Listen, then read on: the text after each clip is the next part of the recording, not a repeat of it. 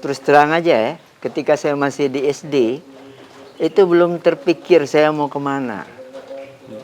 Faktor penyebabnya sederhana aja. Ayah saya umur 2 tahun sudah meninggal. Ibu saya seorang petani. Jadi ibarat saya mimpi, kepengin, umpamanya sukses, nah itu nggak kepikir. Yang mengganti ayah saya tadilah Kiai Haji Abdul Rashid Siddiq. Beliau sayang dengan saya. Kiai Rashid sangat tadi mengharapkan saya menjadi pelanjut perjuangan beliau. Kenapa saya terharu? Karena begitu cita-cita mulia beliau. Sekarang tidak ada lagi Rasul setelah wafatnya Rasulullah Sallallahu Alaihi Wasallam. Nah, disinilah peran yang harus digantikan. Siapa mereka? Itulah para ulama. Assalamualaikum warahmatullahi wabarakatuh. Tribuners, ada satu pertanyaan yang mungkin jarang kita tanyakan kepada para kiai. Apakah umat ini sedang menuju cahaya atau justru berjalan pelan menuju kegelapan? Nah, pada episode cerita para kiai kali ini, kita tidak hanya akan membahas tentang pesantren. Kita bicara tentang zaman, kita bicara tentang kegelisahan, kita juga akan bicara tentang masa depan umat bersama Kiai Haji Tholat Wafa Ahmad LC. Beliau adalah mudir Pondok Pesantren Raudatul Ulum Saka-3. Kalau yang belum tahu, Raudatul Ulum Saka-3 tempatnya di Indralaya, Kabupaten Ogan Ilir, Provinsi Sumatera Selatan. Alhamdulillah, Kiai, terima kasih sudah memberikan kesempatan, meluangkan waktu untuk memberikan insight dan pencerahan kepada kami semua. Kami mohon izin ini Pak Kiai, kalau diperkenankan, kami ingin sekali memetik hikmah dari perjalanan hidup Pak Kiai sampai hari ini. Mungkin boleh diceritakan Pak Kiai, gambaran masa kecil, lingkungan seperti apa Pak Kiai masa kecil dulu, kemudian seperti apa juga peran orang tua, atau apa nilai yang ditekankan orang tua kepada Pak Kiai? Terima kasih. Saya tentunya ingin mengucapkan dulu terima kasih. Kenapa? Karena ini kesempatan yang mahal sebenarnya.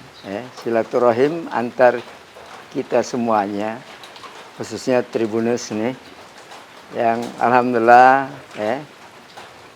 seperti yang tadi sudah dihantar oleh Pak Eko, saya insya Allah sekilas ingin menceritakan sejarah hidup saya. Saya lahir tanggal 15 Maret 1958.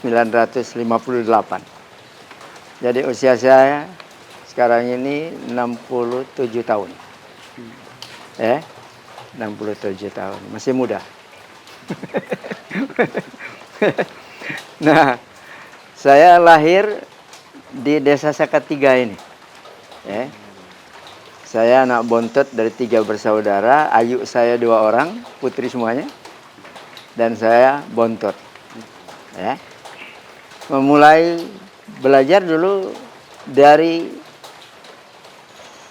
pesantren ini. Sebelum peristiwa G30S, bayangkan, itu kalau sekarang mungkin tingkat taman kanak-kanak, kalau bahasa Arabnya tahdiriyah,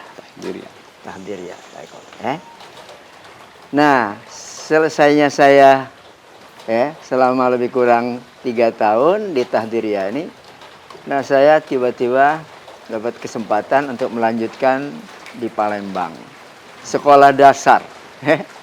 Nah itu tadi, yaitu di Sekolah Dasar Negeri 87 di Tujulu. Dulu sekolah SHD itu. Kami menyebutnya sekolah dasar dominannya Chinese. Chinese. Nah, alhamdulillah saya selesai, ya.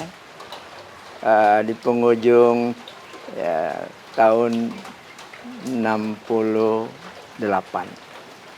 69 melanjutkan ke Pondok Modern Darussalam Gontor, Jawa Timur. Ya. Kira-kira jenjang sanawiyah aliyah, walaupun sistemnya KMI, Kuliatul Mu'allimin Al-Islamiyah, durasi waktunya 6 tahun. Nah, dari kira-kira akhir 69 itu saya selesai alhamdulillah 76, Pak Eko. Jadi 76 merantau dan menyelesaikan studi saya di Gontor. Alhamdulillah juga saya dipercaya Pak Kiai untuk mengabdi di Gontor sambil kuliah di institut yang ada di sana, di Fakultas Tarbiyah. Ya. Tapi tidak sampai selesai karena 2 tahun saya menjalankan tugas itu, alhamdulillah Allah memberikan kemudahan mendapatkan beasiswa untuk melanjutkan studi saya ke kota Rasulullah SAW, yaitu Universitas Islam Madinah. Nah, di Madinah alhamdulillah lancar juga. 4 tahun saya bisa menyelesaikan pendidikan S1 saya, ya. Yaitu di akhir tahun 1982, Pak Eko. Saya teringat benar ketika pulang, itu pas tahun baru 1983, malam 1 Januari itu. Dari pesawat yang nanti landing di Halim Perdana Kusuma, masih bisa nonton tuh keramaian di Ancol. Ya, keramaian di Ancol. Nah, begitu juga alhamdulillah saya kemudian ini sejak dari Madinah, sebelum pulang itu dipromosikan untuk menjadi dai yang nanti atas nama Kerajaan Saudi Arabia. Kementerian Agama lah kalau kita. Itu Pak Eko, ya. Nah, alhamdulillah saya baru pensiun masuk 4 tahun ini. Pak Eko, ya. Karena di sana usia pensiunnya seumur Rasul sallallahu alaihi wasallam. 63 tahun. Jadi saya 67 nih, makanya saya baru aja pensiun, ya. Nah, awalnya saya ditempatkan di kantor atase agama Kedutaan Besar Saudi Arabia di Jakarta. Di Jakarta. Ya. Nah, jadi 4 tahun saya di Jakarta, alhamdulillah tiba-tiba ada kegalauan pada diri saya.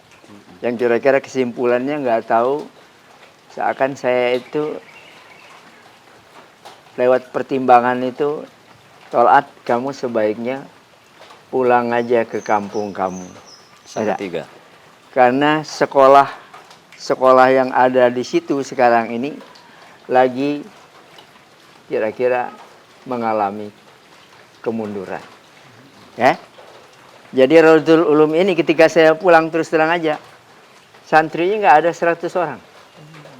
Dari tingkat ibtidaiyah, sanawiyah, aliyah. Ya. Nah, jadi walaupun pada saat itu beresiko, banyak orang menasihati saya, coba dipikir dulu, Tol'at. Termasuk paman saya, Kiai Haji Abdul Rashid Siddiq, seorang ulama Sumatera Selatan yang dikenal, ya kan. Kata beliau manggil saya Wafa. Wafa, sudah kamu pikirkan itu? Ya enggak? Nah, saya bilang sudah, Wak.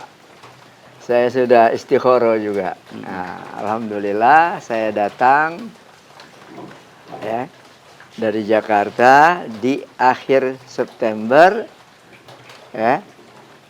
Nah, itu kemudian saya sudah diberi mandat untuk memimpin. Sementara saya itu merasa masih muda, ya. Pada saat itu. Pada saat itu, karena saya belum menikah, usia saya baru 27 tahun. Nah, jadi alhamdulillah ya, pada tahun itu saya ya, karena para senior ini, beliau ini, orang-orang tua kita nih mendukung kami di belakangmu. Jadi saya ya apa ya, memberanikan diri lah. Bismillah ya. Dan alhamdulillah ya, sejak tahun itu sampai sekarang alhamdulillah saya masih ya diberi Allah kesehatan, diberi Allah barangkali tadi ya keteguhan untuk melanjutkan perjuangan di lembaga pendidikan Islam Pondok Pesantren ini sampai hari ini. Tapi kami coba flashback lagi nih, Kiai. Iya, ya. Jadi kan belakangan ini kan ada banyak orang merasa bimbang mau sekolah pesantren atau tidak, Iya, mau iya. masuk pondok atau tidak gitu. Betul, betul. Nah, kita ingin tahu nih, Kiai dulu waktu masa kecil itu pertimbangan masuk pondok gitu, itu apa Kiai? Sebenarnya saya terus terang aja ya, ketika saya masih di SD, itu belum terpikir saya mau kemana. Faktor penyebabnya sederhana aja. Ayah saya umur 2 tahun sudah meninggal. Ibu saya seorang petani. Jadi ibarat saya mimpi, kepengen, umpamanya sukses, kepengen memilih tempat melanjutkan belajar saya ke Palembang atau kemana aja gitu ya. Nah itu nggak kepikir. Tapi alhamdulillah pada waktunya ya, nah saya itu diajak oleh katakanlah kakak sepupu saya karena beliau mengantar pada saat itu 11 orang. Jadi 12-nya dengan saya ke Gontor ya. Nah, saya diikutkan. Lalu kemudian saya digaransi oleh saudara-saudara saya yang perempuan ini karena suaminya bekerja alhamdulillah. Dan ayu saya ini juga ada salah seorang guru Nah, mereka mengatakan insya Allah kami siap untuk membiayai. Itu dari sisi biaya. Iya, iya. Nah, jadi seperti itu. Nah, Jadi kalau ini boleh tahu nih Kiai, nah. Mungkin adakah hobi atau kebiasaan masa kecil Kiai itu yang mungkin orang banyak tidak tahu, tapi berkesan gitu loh sampai saat ini? Ya, ya betul. Jadi gimana ya? Saya kalau dibilang menjalani masa kecil itu, saya happy aja sebenarnya. Saya senang. Dan saya bukan juga orang gengsian gitu ya. Sebagai bukti, selama saya belajar di Palembang, di SD itu, saya sudah memikirkan keseimbangan ini. Beban yang ada pada saya. Sehingga saya enjoy aja. Pada waktu itu jualan koran. Kebetulan paman saya itu, beliau tadi mengelola koran yang ada di kota Palembang. Paman saya Hasan nama beliau. Dan saya sebenarnya itu dengan bahasa beliau itu mengatakan, "Wah Pak, kalau kamu mau memanfaatkan waktu silakan." Nah, jadi sebenarnya begitu aja sederhana. Dan alhamdulillah itu sampai tamat saya nyambi gitu ya. Jadi pagi sekolah, pulang dari sekolah makan, mampir ke rumah. Setelah itu saya ke seberang dekat Masjid Agung itu dulu. Nah itu. Jualan koran gitu. Iya, jualan koran. Nah begitu juga di kampung saya tinggalnya di sebelah Sulu. Jadi kalau di kampung itu kira-kira ada kesempatan saya jual pempek, membawakan dagangan orang nih kira-kira. Saya juga biasa aja keliling kampung ya. Nah itu, melakukan itu. Musim ini layangan, kadang-kadang saya bikin layangan sendiri, saya menjual layangan itu. Nah, sehingga terkenal waktu itu, ini layangan Topa katanya. Padahal nama saya Wafa kan. Oh. Itu banyak yang tadi langganan membelinya dari saya. Bahkan ada lagi yang unik lagi apa? Biasanya di kampung kami itu banyak pedagang kelapa. Ngambilnya dari Penes, dibawa pakai perahu. Lalu ketika naik ke atas itu biasanya kan diolah lagi kan. Jadi dibuang kulitnya itu. Dikerok. Nah, saya dengan sebaya saya itu kadang-kadang orang Palembang bilang mengambil lupahan. Jadi itu. Nah, Itu saat masih SD, Kiai. masih SD. Tadi Ya. Kiai bilang usia 2 tahun kalau tidak salah sudah ditinggal Orang tua. ibu. Ayah. Ayah. Iya, ayah. ayah. Lalu siapa sosok yang paling berpengaruh dalam membentuk kedisiplinan Kiai pada saat itu? Ya sebenarnya ya tetap ya orang tua pasti mungkin milieu saya ya, termasuk yang mengganti ayah saya kira-kira tadilah Kiai Haji Abdul Rashid Siddiq. Abdul Rashid Siddiq. Ya. Beliau sayang dengan saya. Beliau walaupun anak beliau yang paling tua itu pernah dikader juga dikirim ya, sebelum tahun 70 seperti tokoh-tokoh di semua provinsi di Indonesia ini mendapat kesempatan untuk belajar di Madinah pada saat itu. Kakak saya itu sebenarnya cita-cita ayahnya supaya bisa menjadi pelanjut. Walaupun beliau tidak selesai, maaf terputus di jalan, gitu ya. Nah makanya Kiai Rashid sangat tadi mengharapkan saya menjadi pelanjut perjuangan beliau, termasuk mengurus madrasah ini, termasuk seperti beliau kira-kira menjadi dai nantinya di Sumsel ini. Makanya saya pernah menjadi pengurus Dewan Dakwah Islamiyah yang dulu pendirinya di Palembang ini beliau, pimpinan yang pertama beliau dulu pertama Dr. Andes Haji Husin Abdul Muin, ya kan? Murid beliau yang setia juga, ya. Nah itu. Nah Peran beliau ini sangat sangat membekas di hati Kiai ya. Sampai saya melihat tadi Kiai agak sedikit terharu gitu. ya, kenapa saya terharu? Karena begitu cita-cita mulia beliau, ya. Walaupun kakak saya tuh bukan pengangguran juga. Pasca beliau pulang tidak selesai dari Madinah, ya, beliau karena akrab dengan Pak Ibnu Stowo, akhirnya diberi kesempatan oleh Pak Ibnu Stowo untuk melanjutkan sekolah tentang perminyakan di Jawa Tengah. Nah itu tadi. Akhirnya beliau juga sukses. Kak Muhammad Rifat ini tadi menjadi pimpinan dan manajer tertinggi juga di Pertamina pada masanya. Ya, itu tadi. Jadi setelah melalui masa kecil di Palembang, kemudian tadi Kiai sempat cerita juga akhirnya memutuskan untuk berangkat ke Ponpes Darussalam Gontor. Iya. Saya ingin mungkin Kiai lebih mengingat, adakah pesan guru atau ustadz atau Kiai di sana yang sampai sekarang itu masih membekas di hati Kiai dan masih diamalkan sampai saat ini? Ya tentu, Jadi ibarat celupan yang paling barangkali ini di tingkat dasar menengah apa yang saya dapati dari Gontor itu seakan itulah yang sampai sekarang menjadi celupan yang saya bawa juga pulang ke Salatiga ini lagi. Dulu sistem pendidikan yang diterapkan di Raudatul Ulum ini belum seperti sekarang Sistem 24 jam boarding school. Nah itu tadi tinggal di asrama. Kita mengasuh mereka itu dekat dengan mereka itu ya selama 24 jam bayangkan sekarang.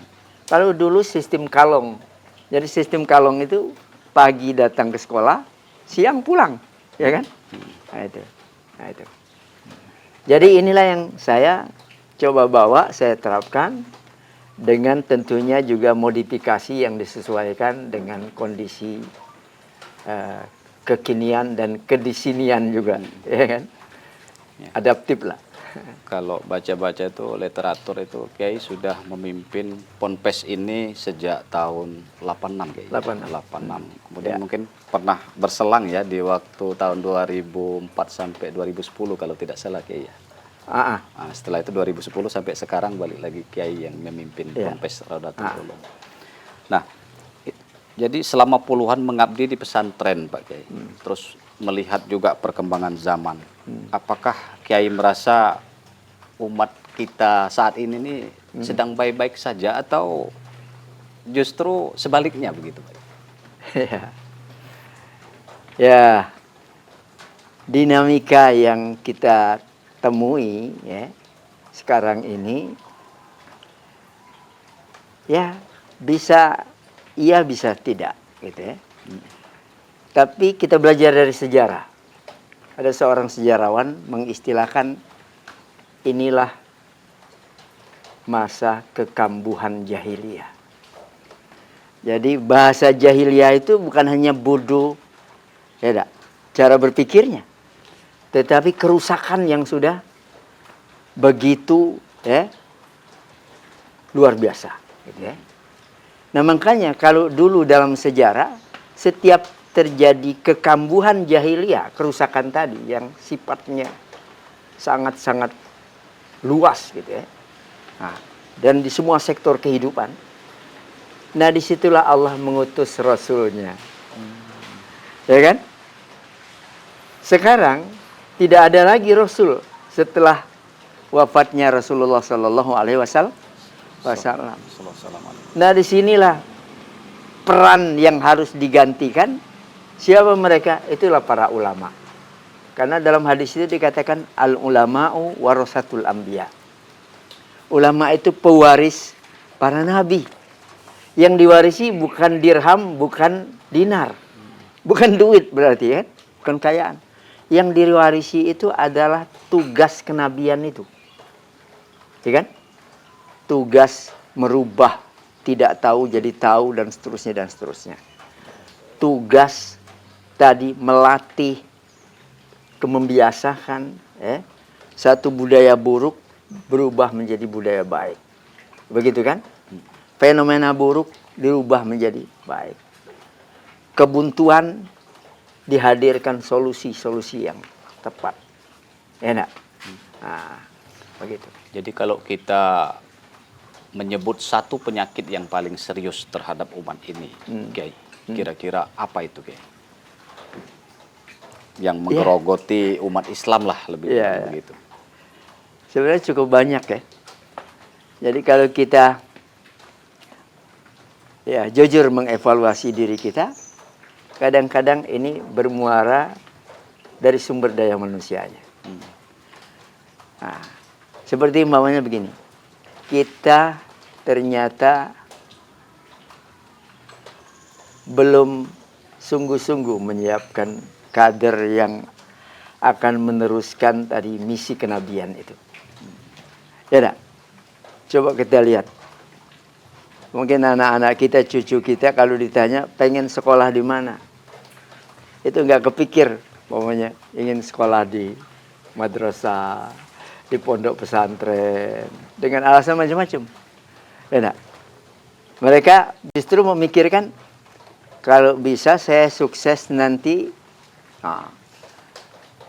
jadi presiden, ya, jadi menteri, jadi gubernur, jadi bupati, jadi anggota dewan, ya enggak? Seakan-akan begitu tuh, jadi orang kaya. Nah, pikirannya kalau alumni pondok pesantren itu paling juru doa aja. Spesialis doa. Atau merebut masjid gitu kan, kira-kira. Atau agak naik dikit nih, barangkali petugas untuk menikahkan nih. Kalau bahasa kami di sini ketip. Nah seperti itu. Padahal fakta nih sekarang, alumni pondok pesantren yang alhamdulillah sudah level dunia nih banyak. Nah, dulu pimpinan ormas terbesar Hasyim Muzadi itu alumni Gontor, senior saya jauh, ya enggak? Bayangin. Beliau pernah memimpin organisasi setingkat dunia. Enak. Sama dengan sahabat saya satu angkatan juga masuk ke Gontor. Profesor Din Samsudin. Yang ternyata beliau bukan hanya berdakwah dalam negeri. Yang ternyata bukan kuliah di dalam negeri juga. Beliau kuliahnya di Amerika. Ya kan? Nah, lalu dipilih nantinya menjadi ketua Ormas Muhammadiyah. Ini NU, ini Muhammadiyah. Ya kan? Dan tadi beliau memimpin Muhammadiyah 2 periode, ya, pada zamannya. Dan beliau dengan kemampuan dan oleh-oleh seperti kami sama juga, menguasai bahasa Arab, menguasai bahasa Inggris. Akhirnya tadi beliau sering diundang oleh PBB ya, untuk menyampaikan kira-kira apa yang kemudian menginspirasi banyak pihak. Oke. Lalu apa yang paling membuat Kiai gelisah ketika kita bicara tentang generasi muda saat ini, Pak Kiai? Nah ini termasuk ya. Jadi Gen Z ini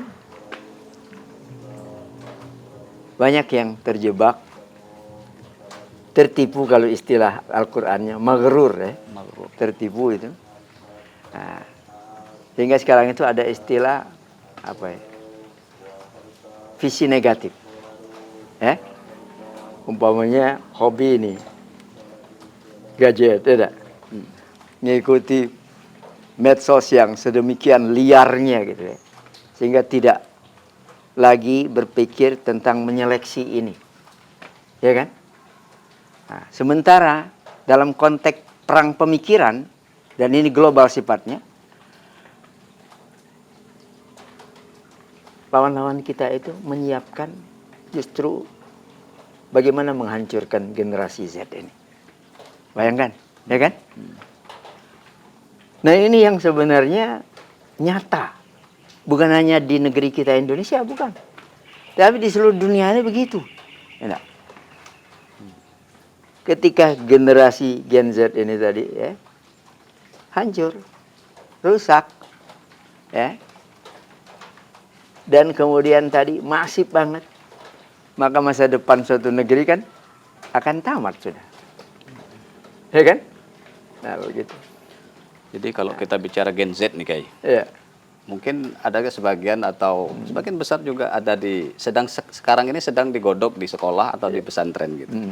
Nah, pesantren itu kan mengajarkan kesederhanaan dan kedalaman ilmu. Ya. Tapi di sisi lain juga Ya. dunia ini menawarkan kecepatan dan popularitas. Nah, ini tentu menjadi pertarungan sengit ini, Pak Kiai. Bagaimana Pak Kiai melihat pertarungan ini? Ya.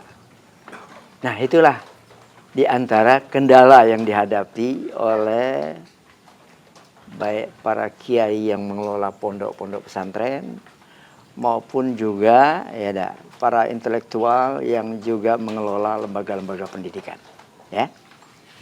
Nah, inilah yang kita coba persiapkan ya untuk mengantisipasi yang tadi itu. Ya, model kami terus terang aja. Walaupun pesantren, kami ada SMP, ada SMA. Ya tak? Ya. Bagi kami itu ilmu Allah itu ada lewat syariat, transformasinya tentunya lewat teks Al-Quran dan teks Al-Hadis.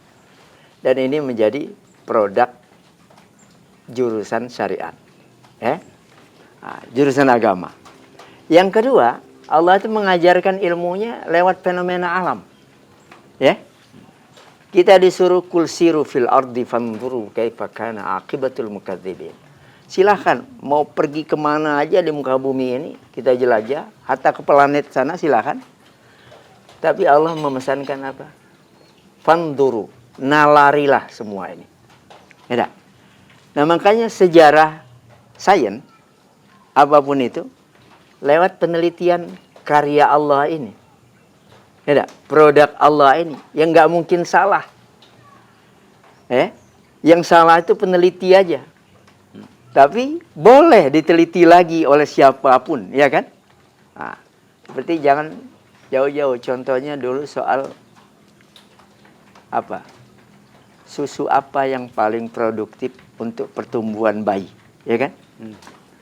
Dulu masih berdebat orang, masih menawarkan ini lebih bagus, lebih bagus, lebih bagus. Produk manusia nih. Sekarang sudah final kesimpulan. Ya, saya dapat info dari Dr. Usman Said almarhum dulu. Beliau mengikuti seminar di Australia internasional. Kata beliau apa? Pada gilirannya semua dokter itu mengakui produk Allah. Ya, apa itu? Susu ibu. ASI. Ya, ASI. Ya kan? Nah, itu contoh. Nah, begitulah sekarang. Ya, kalau bicara fenomena Allah seluas, ya, saya kira alam ini. Ya, nah, jadi kalau masih butuh penelitian, masih banyak sekali yang dibutuhkan. Ya, makanya ibarat kita, model kami ini, berharap nih anak-anak kita yang kita siapkan dari SMP sampai SMA, mereka silakan. Mau milih fakultas kedokteran silakan, mau fakultas pertanian silakan, teknik silakan, komputer silakan. Dan alhamdulillah itu sudah kita buktikan. Jadi alumni SMA kita udah banyak yang jadi dokter. Itu seperti putrinya Profesor Rujito. Itu sekelas dengan anak saya. Hari ini sudah menjadi dokter spesialis. Ya, penyakit dalam. Ya.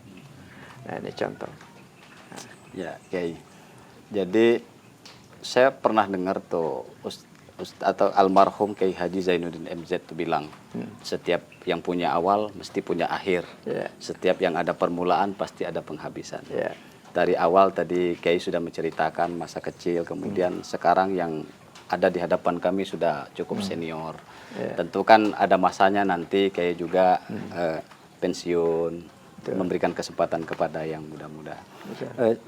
Setelah semua perjuangan yang dilalui Pak Kiai, kalau boleh kami ingin tahu, apa sebetulnya yang ingin Kiai pertanggungjawabkan di hadapan Allah Subhanahu wa Ta'ala? Ya, ini pertanyaan bagus ya untuk banyak orang. Nah, inilah yang kita persiapkan. Jadi pertama saya mempersiapkan anak-anak sebagai kader pelanjut perjuangan kami. Ya. Saya tidak mengatakan saya sendiri, karena banyak yang membantu saya, alhamdulillah.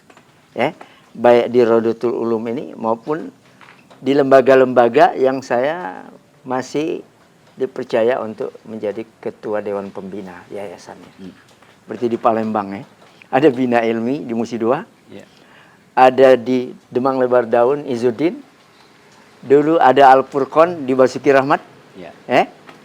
Nah itu termasuk ada di Bogor, ada di Tasikmalaya, ya. Nah semua itu sesungguhnya adalah bagi saya tanggung jawab juga. Nah sama, kami menyiapkan kader baik anak biologis saya maupun anak ideologis saya. Seperti santri ini kan anak ideologis saya. Yang alhamdulillah barangkali separuh dari SDM kita yang sekarang ini status jadi pengurus, jadi guru di sini adalah produk itu tadi. Saya sudah berapa kali men-challenge mereka ini, termasuk anak saya. Kamu sudah layak untuk menggantikan orang tuamu. Ya tak? Patah tumbuh hilang berganti ini. Ya tak? Nah, tapi tadi dia mengatakan belum siap. Padahal sebenarnya kita menilainya sudah siap nih, ya. Makanya saya sekarang sudah melatihnya ya. Wakil pimpinan saya, anak saya.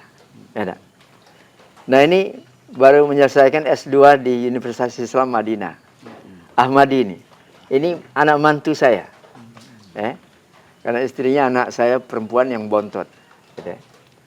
Nah, saya suruh pulang dulu kamu. Persoalan S3 gampang. ya kan? Nanti kamu mau kuliah di mana, insya Allah kita bantu, kita siapkan, kita mudahkan. Nah, sekarang lagi menyiapkan ya untuk S3-nya. Ya. Nah, jadi alhamdulillah kaderisasi ini berjalan. Saya terus terang saja orang paling bahagia kalau bisa membantu sukses kaderisasi ini tadi. Bahkan saya jauh sebelumnya sudah biasa gitu, ibarat menjadi donatur nih anak-anak yang nggak mampu untuk tadi melanjutkan studi, ya, baik di dalam negeri maupun keluar. Ya. Nah ini semuanya tadi sebagai wujud rasa tanggung jawab saya, ya. Nah, di samping tentunya juga, ya melatih mereka juga untuk adaptif dengan tuntutan kekinian dan kedisinian ini. Yang tadi umpamanya tantangan yang begitu pesat, ya kan? Begitu serba modern, ya enggak? Nah, begitu menarik sehingga mungkin jadi rebutan, gitu ya? Nah, semacam itu. Bagi saya terus terang aja, bukan harus dihadapi dengan mundur, tapi biasa aja. Hidup ini kan kompetitif ya, nak. Nah, tinggal yang kita pikirkan bagaimana kita bisa menang, ya nak. Nah, dalam kompetisi yang terbuka ini, itu aja. Ya. Nah, jadi itu alhamdulillah yang kita siapkan. Benar tadi, ada hadisnya yang ditanyakan Allah nanti kepada kita pasca kita sudah meniti karir menuntut ilmu ini. Yang ditanyakan Allah itu, apa yang sudah kamu kerjakan ketika kita kira aku sudah memberikan ilmuku kepadamu. Karya berarti, ya? Karya.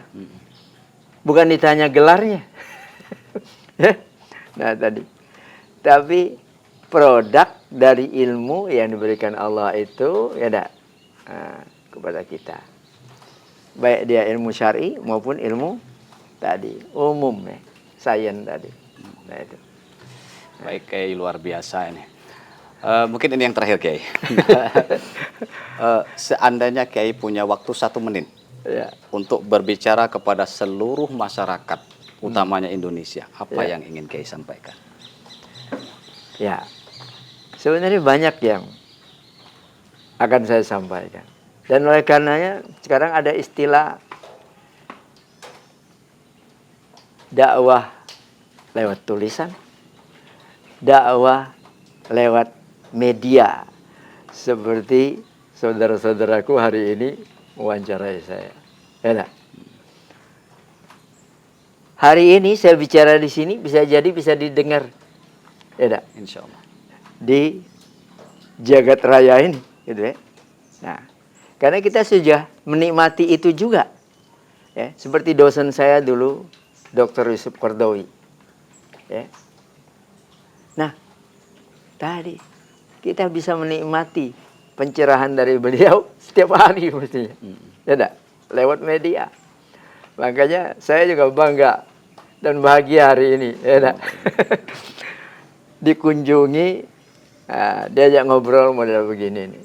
Sehingga pesan dakwah ini tidak terhambat gitu ya.